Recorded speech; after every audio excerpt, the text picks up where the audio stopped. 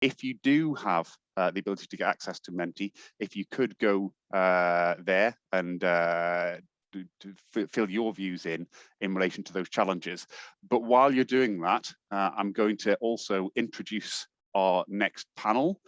So our facilitator for the panel is Glenn Ridgway, and Glenn is going to be speaking with Fiona King of HS2, Sophia Lowes of Cancer Research UK, Peter Crosland, who works with me at Seeker, and Matthew Stafford-Clark of MMB Workplace Education. So I'm going to say no more. Glenn, I'm going to pass across to you. Thank you. Again, just very quick, 2 minutes on me. Glenn Ridgway. I am a founder of Workplace Wellbeing Academy. And we look to we like to think we do all things workplace well-being, everything from management training to strategy design, strategy development and implementation, through to designing healthy well-being spaces, if you like. So that's who we are, but that's not what I'm here today to talk about. I think looking at the feedback that we're getting from Menti, I'm going to introduce individual panelists quickly, and each panelist will have 5 minutes to explain who they are, what their role is in well-being, and then we will come back and we will answer some of these or respond to some of the risks that people are coming up with. So if I can ask Fiona to come on screen first. Fiona is the Wellbeing Manager for HS2. If I'm correct me if I'm wrong, and I will say no more than that, and just let you introduce yourself, Fiona, and crack on from there. Okay, so good morning, everyone, and thank you for attending today as well. Sorry, frog in the throat. That doesn't sound good. Anyway, so I'm Fiona King. I'm head of occupational health and wellbeing at HS2. So I've been with the organisation coming up to nearly 5 years now. And as you know, HS2 is a brand new low carbon high speed railway, which is going to be critical to supporting UK economic growth and tackling climate change. So it's, as you know, a very big project that's ongoing at the moment with lots of health and well-being challenges, which, you know, makes it daunting but exciting at the same time, because I think we've a real opportunity to try and, you know, to gather good evidence, to start to see what really works in the health and well-being space, and to be able to pass on that learning to others within the industry. I see that as critical as our role at HS2. And you know, when I'm looking at, you know, I've kind of almost got two hats on me when I'm working at HS2. I'm obviously looking after our own health HS2 staff and employees, and what do they need from a health and wellbeing perspective, but also then working really closely with all of the health and wellbeing teams working across the supply chain in how do we actually as a project really manage health and wellbeing. And I think, I suppose if I look first at HS2 and internal to ourselves, where, you know, our risks are probably no different to anyone else's risks here today. You know, they're focusing around what I call the 4 pillars of well-being: financial, physical, social, and mental well-being. And actually, I always say that you can't just focus on one in isolation. You need to make sure that you're looking at all 4 at the same time, because one influences the other. And whilst one might feel worse at a stage, actually you have to think about the 4 together to really make an impactful change within the business. And I think it's more looking at how do we not react the whole time to risks that come around health? How are we more proactive? So a lot of what Rachel said in her earlier presentation really resonated with me as well, because it's about the support you provide, but it's about proactive support. And it's not just having an EAP service or a mental health first aid network. It has to be broader than that. And I think often we can be guilty of just trying to feel that we have to fix individuals when we need to be looking broader to how do we support teams, the line managers, and what's the organisation doing around it as well, because we as an organisation, we have responsibilities with this as well. And I think if there was one learning I've had over the past year is the importance of gathering the data to really understand what people perceive the risks to be within their organisations as well. What do they see the health and wellbeing risks at that time? Because what you can then do is put in place effective support, both proactive and preventative support to support those health risks. And I mean, a lot of our health risks, which again are probably no different to a lot of people on the call, have been really around, particularly in the past year, looking at the mental health and looking at the physical health. So the fact that, you know, people have more increased levels of anxiety. But what that doesn't mean is that everyone is being diagnosed with anxiety. They have anxiety because of the impact COVID is having on all the aspects of their well-being. And then looking at, you know, how do we support individuals? How do we help give people a safe space so they can get the support, but also speak up about their anxieties, particularly as we start now. And I think this is one of the other health and wellbeing risks, as we start to move into different ways of working, different models. So, you know, lots of talk about hybrid models, but with that, that's going to bring new health and risks. And, you know, looking at some of the feedback that you've provided here in the Mentimeter, you know, all of those are really relevant to well-being, and they don't just fit in one bucket. And I think the other thing as well, looking at health and well risks across construction, is that it will vary in offices to being on the site as well. And we need to be really cognizant of that. What will work well in an office may not work well on site. And that's where it's so important that we're listening to what people are telling us, what they're foreseeing some of the risks are, because often people can see it quicker than sometimes leaders do, because you're trying to tackle an issue. And I think we have to be thinking about, you know, what we do know is that long COVID is there. How do we support workers to be able to continue to work? And if they're not able to work, how are we able to make those adjustments that enables them to be able to return back to the workplace?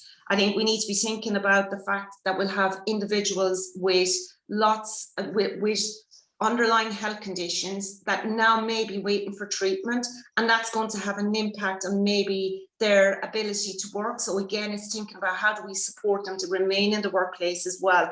And then it's thinking about, I think an area that's probably quite hard at the moment is around that financial well-being support. How do we support an industry around that financial security? Because if you don't have financial security, we know people's mental health and physical health will suffer. So we need to think about that collectively. And I don't think there's one big answer out there at the moment, but it's certainly a conversation that's happening wider in the business.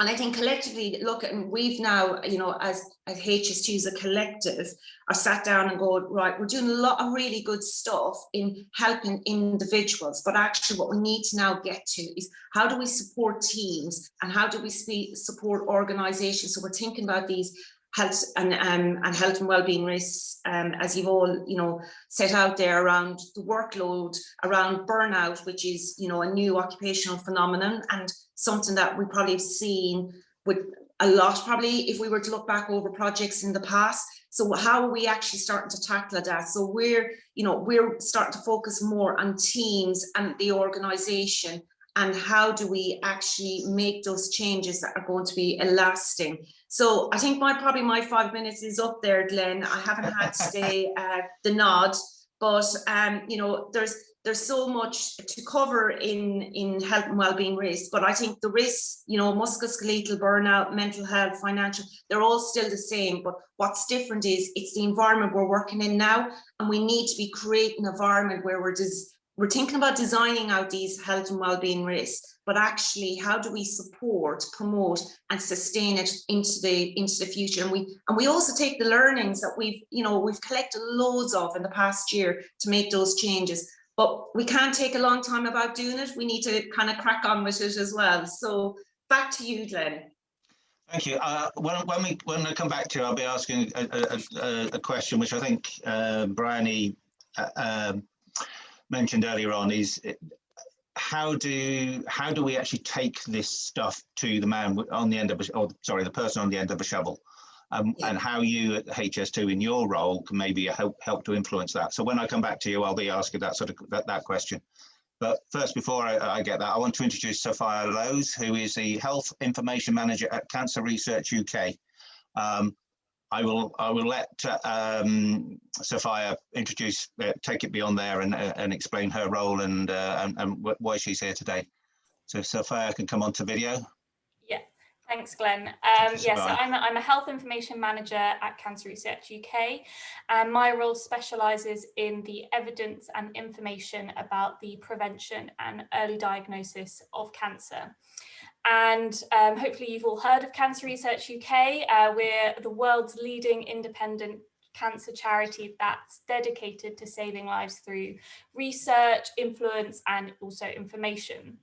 Now, although cancer survival in the UK has doubled over the last 40 years, more people today are being diagnosed with cancer than ever before. And now we know that today 1 in 2 people in the UK born after 1960 will be diagnosed with cancer during their lifetime. But sadly, only around half of those diagnosed will survive for 10 years or more. Now, according to research, construction workers are more likely to be diagnosed with cancer and are less likely to survive than the general population. And there are several reasons for this. So one of it is lots of construction workers work outdoors, where they are more likely to be overexposed to UV rays from the sun. And this gives them a higher risk of developing and dying from melanoma skin cancer. Construction workers are also twice as likely to smoke every day compared to the national average. And I'm sure you all know about the health risks of smoking. It's the biggest cause of cancer in the world and is linked to at least 15 different types of cancer. And because more people are smoking in the construction industry, they will therefore be at increased risk of smoking-related cancers. A quarter of construction workers drink above the government guidelines, and this is again a higher proportion than the national average. Drinking alcohol is linked to 7 different types of cancer, including bowel cancer and mouth cancer. Rates of cancer are also higher in more deprived groups, and over half of workers in construction are from these more deprived groups. And our research into health inequalities has estimated that there's around 20,000 extra cancer cases each year in more deprived areas of the UK. And finally, the construction industry is predominantly male, and men are more likely to be diagnosed at a later stage when cancer is harder to treat. But importantly, these increased risks aren't inevitable, and we can make a change. So in the UK, around 4 in 10 cases of cancer could be prevented, and Cancer Research UK is working to raise the construction industry's awareness of these preventable cancer risk factors to help workers stack the odds in their favour. We have a workplace health programme which has worked with a wide variety of industries, including the construction industry, and we tailor that programme to suit each workforce. And we've seen hugely positive results from this. Last year, we reached over 100,000 people. And we're just really passionate about supporting employees to live longer, healthier lives through by doing activity and communication focusing on the prevention and early diagnosis of cancer. From our work, we've seen increased awareness of these risk factors, improved education on the signs and symptoms of cancer, and ultimately empowered employees to help beat cancer and reduce their own risk. That's it from me, but happy to pass back to you, Glenn. Thank you, Sophia. And again, we'll come back to it. I was thinking, one of the questions I was thinking, unless something else comes up, is obviously cancer has a huge emotional impact on not only the people with the cancer, but the people around them. So is there anything that employers can do to help support people through that process? So I'll come back and, yeah, like I say, we'll maybe have a conversation around that. So I'm now going to introduce Peter. Peter is the National Civil Engineering Director of SECA, and he's got lots of other bits and pieces that he does, including Vice Chair of the ICE Health and Safety Expert Panel, etc.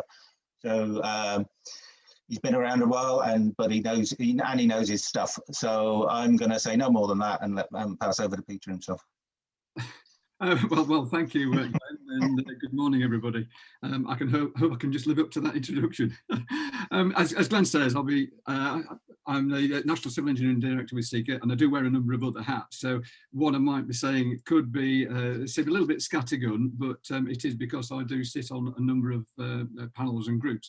And one in particular one is, well, through Seeker, one of my roles is to sit on Cognac, which is as you hopefully you'll all know, is the Construction Industry Advisory Committee, which is a tripartite arrangement.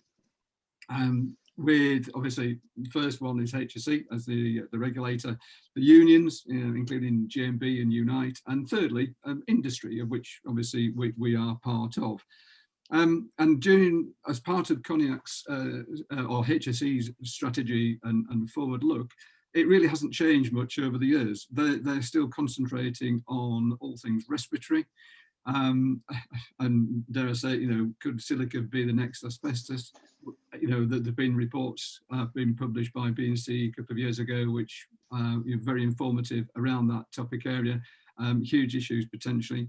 Obviously, mental health and work-related stress is how we badge it within the groups, and obviously musculoskeletal disorders. So, that's what the regulator thinks are the main risks, and who would argue?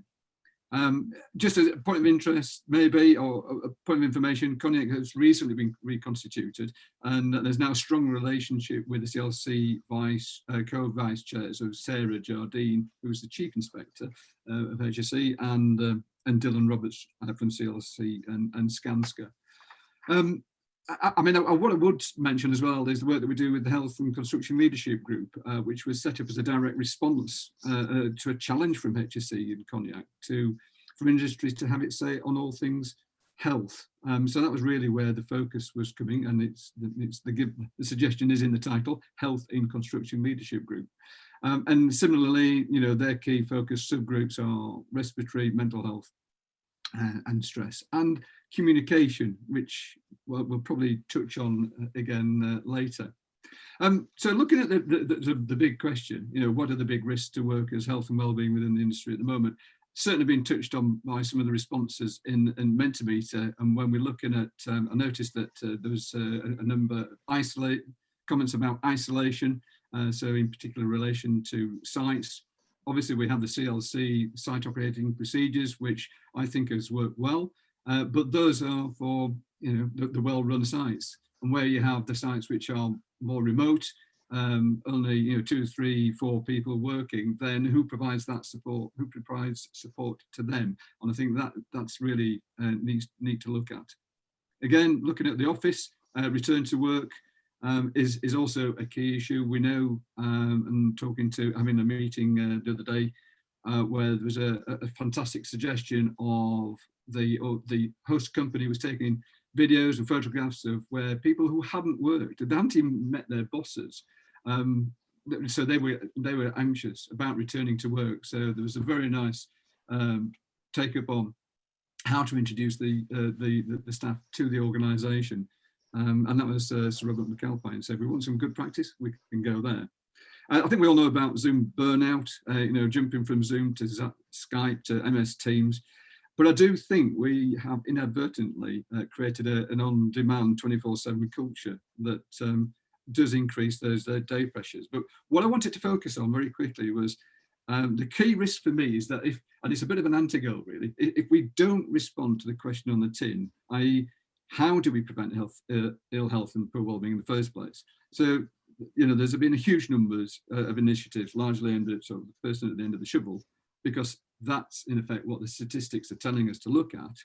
But what we need to do is shift the emphasis, and certainly Rachel touched on it, and Fiona as well, that we need to look at the bigger picture so that no one is put under undue pressure in the first place. So one way of changing this was to look at from the top, both at the management level and at the project level.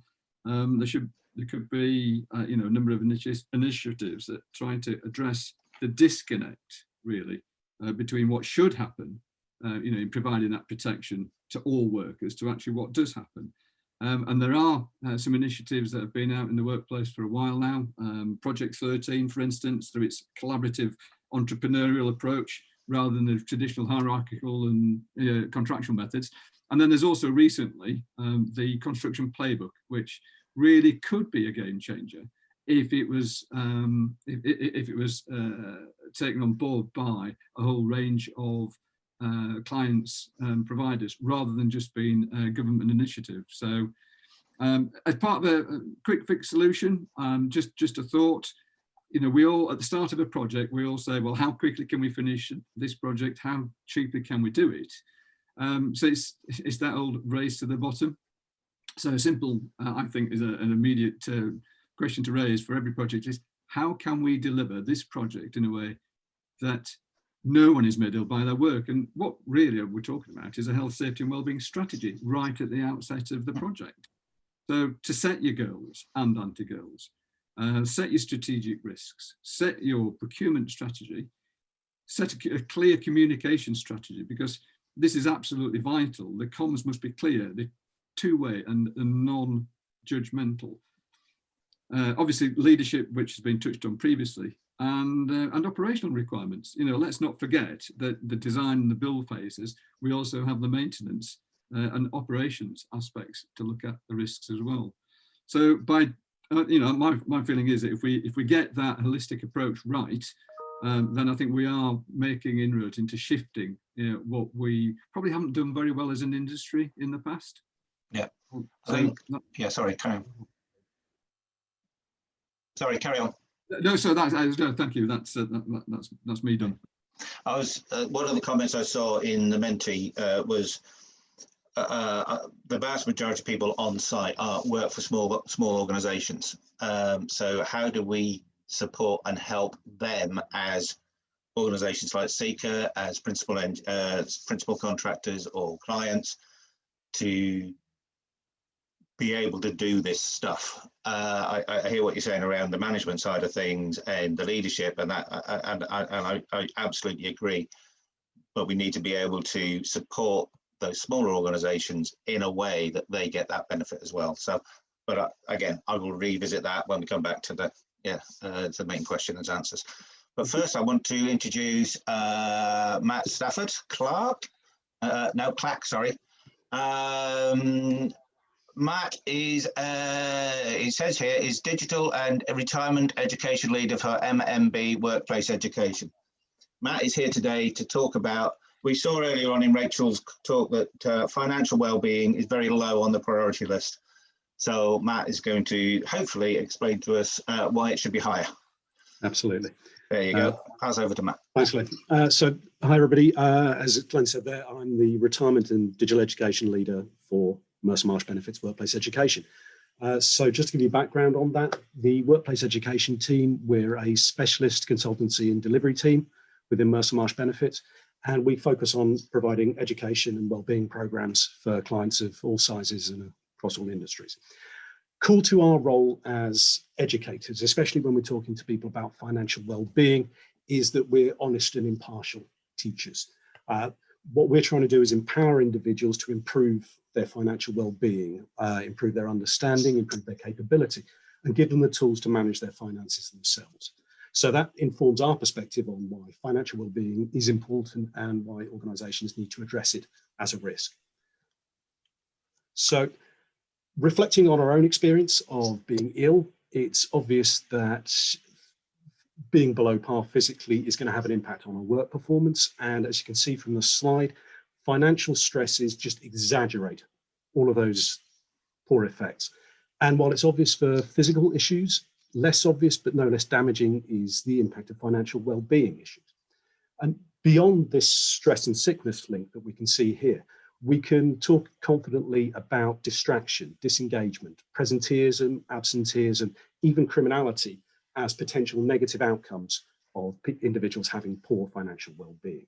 So when we look at the risk of a distracted employee on a construction site, maybe distracted by thinking about an unpaid bill, it's obvious what the risk is. But we can expand that risk to look at your reputation, your insurance premiums, relationships with subcontractors, your workforce.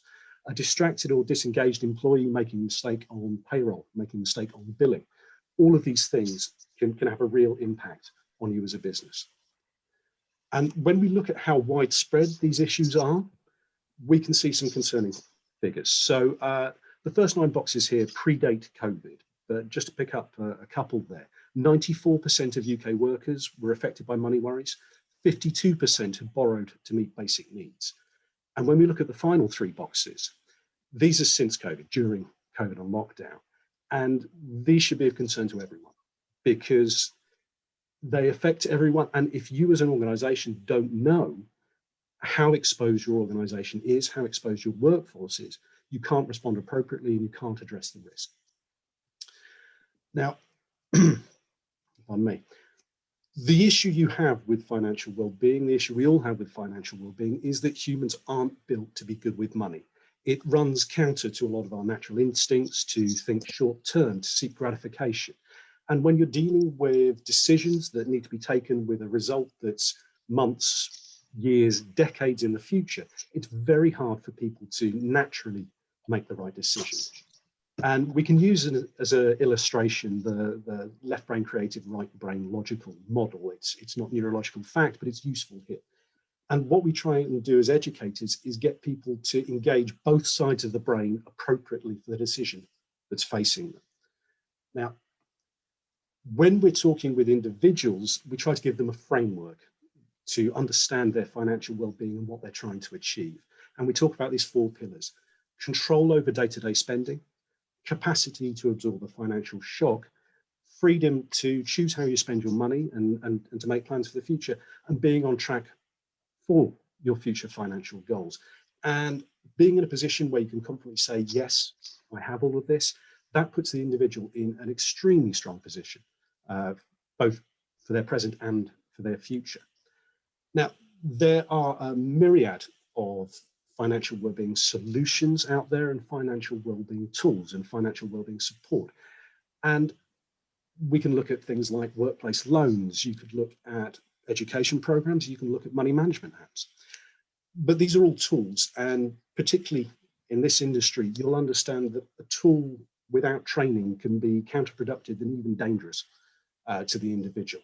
So we believe education is fundamental to helping both the individual improve their financial well-being, but also for the organization to address that financial well-being risk. Now, the theme of this conference is that prevention is better than cure, and that's abundantly true of financial well-being. Small interventions made early can give individuals the skills, the understanding, the platform to lock in improvements to their financial situation. Again, not just now, but for the future, and that'll stay with them for the rest of their lives. And that's a massive benefit to them, but it's also a benefit to you as the employer. And as the slide says, we firmly believe that when employees thrive, so do their employers. So that's my bit there, Glenn. Back to you. Thank you, Matt. There are no active questions at the moment, and I'd be, obviously encourage people to put questions up as we go based on anything that you've heard. But can I also ask, is it Aya or Sarah to put the Menti list up back up if possible, so that we can make reference to that as well? But I'll just come back to you, Peter, on a sort of follow-up question to what you've just said. There's a lot of families, the working poor, in terms of, they really are on the breadline, etc., etc. How does that financial well-being element, how can that support those at that sort of level of income? I mean, this is a personal question. I can see it doing, supporting people at a certain level, but the working poor, how can we help those? In that situation. Yeah, thanks, Glenn. Yeah, sorry, but that was for me. No, that was for Matt. Oh, sorry. Oh, thank goodness for that. No worries. So I mean, when we're looking at financial well-being, it feels like the obvious answer is pay everyone more, but that's not practical, and it's actually not the issue. When we look at those 4 financial well-being pillars, it's about people having control over their money. So even the working poor, it's about giving them the ability to know what money's coming in, when it's coming in, what money's going out, when it's going out, and allowing them to get control of that, to even simple things, understand more efficient ways of using their money, paying their bills, compare the market, encouraging people to do that. It's all part of this education process where you try and get people to get a grip on their money, manage their money, not let their money manage them. And even with people on low incomes, it is possible to improve their financial well-being, if not directly their financial position. No, thank you for that. Any other thoughts from the other panels on that question, or shall we move on to some of the other stuff that we were talking about? I just want to look at some of the Menti questions, but yeah, any other thoughts on what Matt's just said? Nothing. Okay. Here's a question. More industry, well, it may be a comment, I haven't read it first. More industry joined up thinking to enable better use of resource. The Lighthouse Club and Samaritans are currently working on a project aimed at micro self-employed market in terms of suicide prevention and improved mental health. The comments here today are very relevant for this project. Thank you, Andy. I absolutely agree. So let's come back to Peter. In terms of how do we help small businesses, and this comes back to Fiona again, part of the question I asked earlier, how do we actually help the smaller businesses take benefit of all the stuff that we're doing here, and get it into, like I say, get it to the man with a shovel in it, get it to the person on the end of the shovel. Yeah, carry on. If I knew the answer to that, I wouldn't be sitting here. It really it's one of those questions. It's a perennial question, and it comes up at every meeting I go to, and whether it's at Cognac or within Seeker or the Health and Construction Leadership Group, and it is exactly that. It's how do we influence? And there's been a number of initiatives which have been tried in sort of smaller scale, and I do think there's value in it. So one of the things is, if you go down to your your DIY store on a weekend, it's actually full of white vans and 2 or 3 people collecting goods who are in the trade. They are they are working. It's their professional their lives. And one of the approaches would be to try and single out the likes of the Wicks, the Dewsons, the B&Q, the home stores, etc., and to try and have some sort of concerted campaign right at the and machine plant hire, tool hire companies, whereby the SMEs, that's their go-to market. So at least we're providing some sort of opportunity for them to engage and at least be given or have access to information that might help them.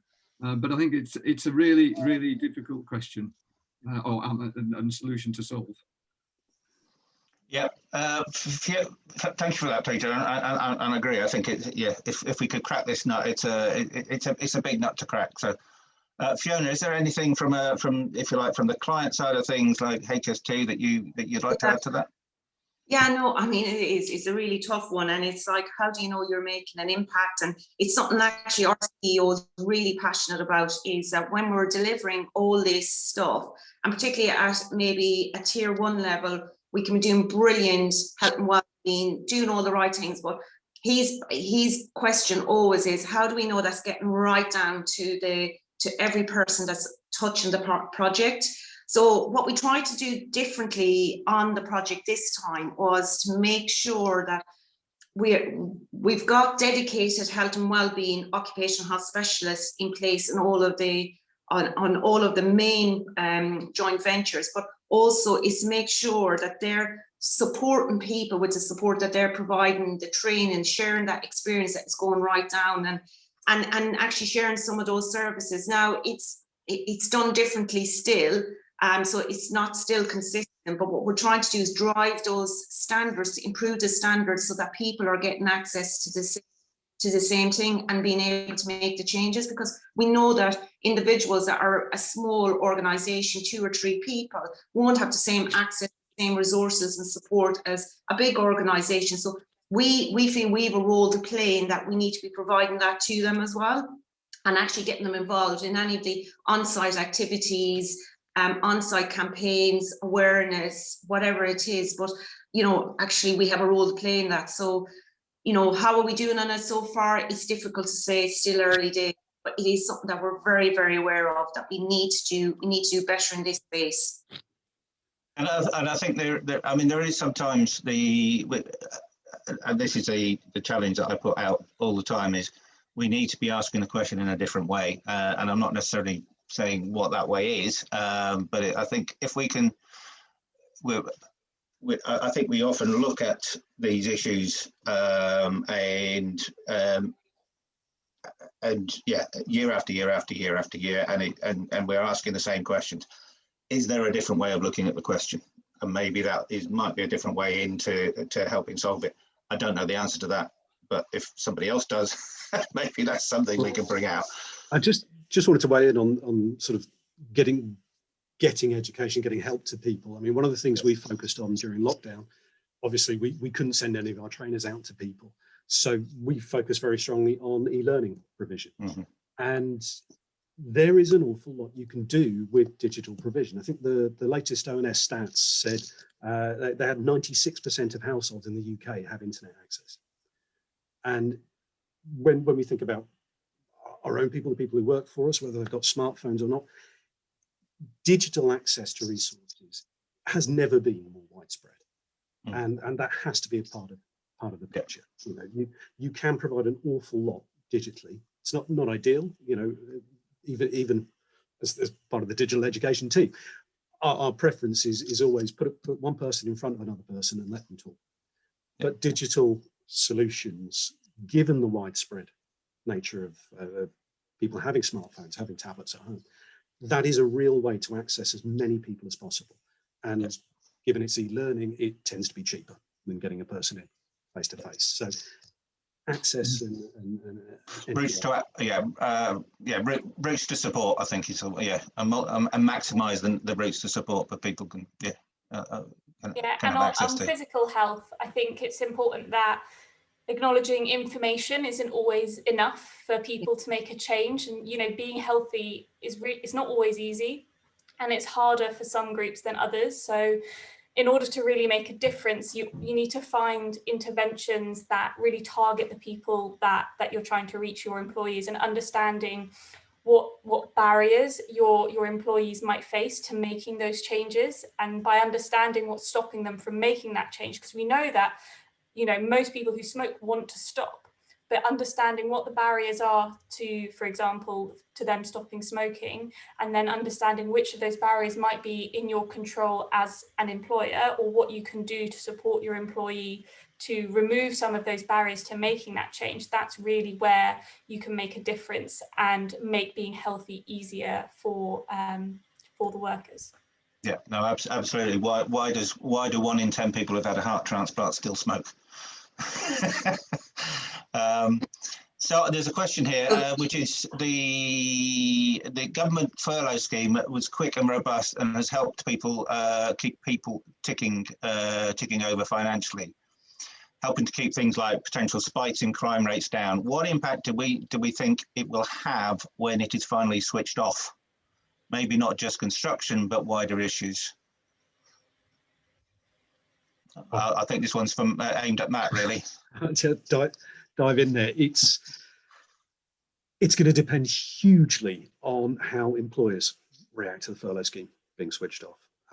If people start rationalising their workforces, then clearly you're going to have a large proportion of the workforce suddenly find themselves in very, very straitened financial positions. And just from a wellbeing point of view, not even money in the bank account, that's going to have roll-on impacts to their physical health, to their mental health, to their relationships. So it could be bad. One would hope that the government and employers will act responsibly in giving people a way to avoid a cliff edge approach to that. You know, the scheme turns off, the jobs turn off. That's not something anyone wants to see, I don't think. But it could be very bad for people. We're looking to see the economy recover, losses be avoided, But yeah, I mean, I can't speak directly for the construction industry, but certainly hospitality is someone we work with closely, and it's been a very, very rough time, and they're not looking optimistically at the end of furlough.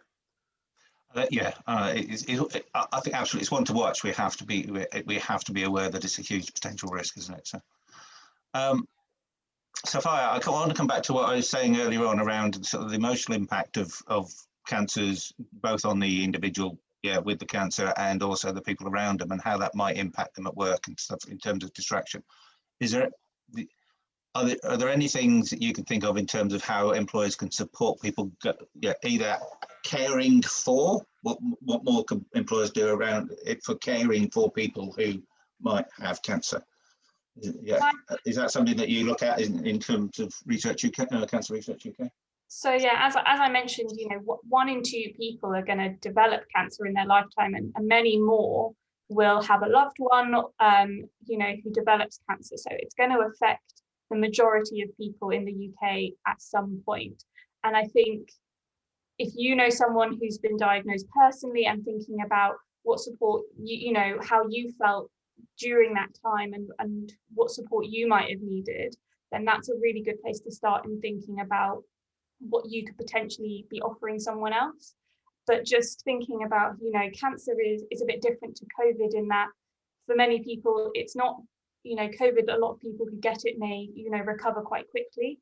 But for cancer, treatments can go on for months. And so it's not something that's going to be over quickly for employees. It could be, dragged out over months or even years in terms of it could be treated and then come back. So I think just listening is really important, and asking someone what they need is always, I'd say, the best approach, because they will know best what support they might want or need, and what space they might need at work in order to protect their mental and physical health, as well as what time they might need to support the loved one who is going through that cancer at that time.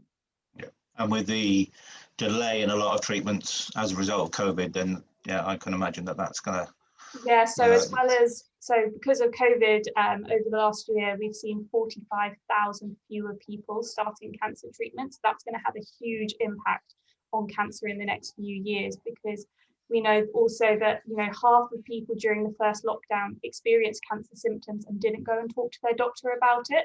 So that's another role as an employer, encouraging your employees to seek contact their doctor if they have experienced any unusual symptoms, because we know that if cancer is caught at an early stage, treatment is more likely to be successful. And there's a lot of people who maybe have been missed or haven't come through the system because of fear of COVID or delays to treatments and tests, and that's going to have probably a massive impact in the years to come. So that's something that we're really focusing on as a charity in terms of encouraging people to come forward.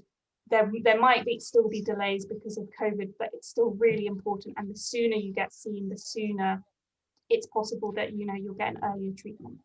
Yeah, on a purely personal level, my sister-in-law's sister, 2 months ago was diagnosed with stage 3, close to stage 4 ovarian cancer, and again, it's exactly that. She didn't go early doors. And fortunately, they still think she's curative, but yeah, it's a touch and go situation with her. So I would absolutely support what you're saying there in terms of get in early, and sort of, Sorry, Fiona, you were going to say something. I was just going to say, and I think that's where we have a role as employers and as an organisation to be thinking about as part of our health and wellbeing strategy is how do we keep raising the awareness around cancer and signs and symptoms, so that we're educating the workforce, so that we are encouraging them to go and seek support early to that point, because otherwise if we need to still focus on the other elements of health and talk about those symptoms, because people will be still afraid to go and access treatment. We need to try and encourage that kind of security again to go back and see the GP. And I think we have a role within the industry particularly working with our occupational health teams, and that is looking at that kind of, you know, lifestyle.